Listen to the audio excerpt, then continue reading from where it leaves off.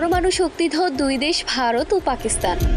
চুন থেকে পান খুঁজতেই শুরু হয় দোষারোপ, আর একে অপরের দিকে পরমাণু অস্ত্র তাক করার হুমকি তা যেন নিদিনের ঘটনা। দুই দেশের বৈরিতা এতটাই তীব্র যে কোনো একটি ইস্যু তৈরি করে দেয় চরম উত্তেজনা। ঠিক তেমনটাই হচ্ছে এখন। কাশ্মীরের পেহেলগামে সন্ত্রাসী হামলার পর ভারত সরাসরি দায় চাপাচ্ছে পাকিস্তানের উপর।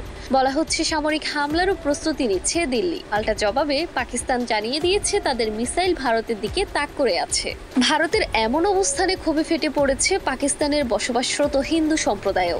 গর্জে উঠেছে তারা, বিরোধিতা করেছে ভারতের হুমকি ও অগ্রাসনকে। পাকিস্তানি সংবাদ মাধ্যম ডন জানাচ্ছে, বেলুচিস্তানের কোয়েটায় পাকিস্তানি হিন্দুরা বড় ধরনের শোভাযাত্রা ও সমাবেশ করেছিলেন।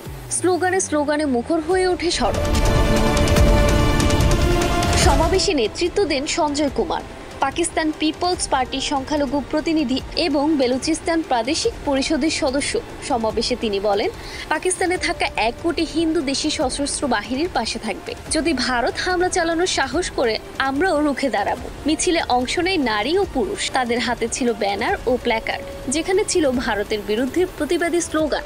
এমনকি প্রধানমন্ত্রী নরেন্দ্র মোদীর বিরুদ্ধেও ক্ষোভ প্রকাশ পায়। নারী বক্তারাও বলেন, সিন্ধু পানি চুক্তি স্থগিত করার হুমকি আন্তর্জাতিক আইন লঙ্ঘনের শামিল। তাদের দাবি, শান্তি চুক্তিকে অস্ত্র বানাচ্ছে ভারত। এই প্রতিবাদ শুধু ভারতের বিরুদ্ধে নয়, পাশাপাশি নিজেদের অবস্থানও জানান দিচ্ছে পাকিস্তান হিন্দুরা, যারা নিজেদের আগে পাকিস্তানের নাগরিক বলে মনে করে। জান্নাতুল তাহসিন, FTV নিউজ।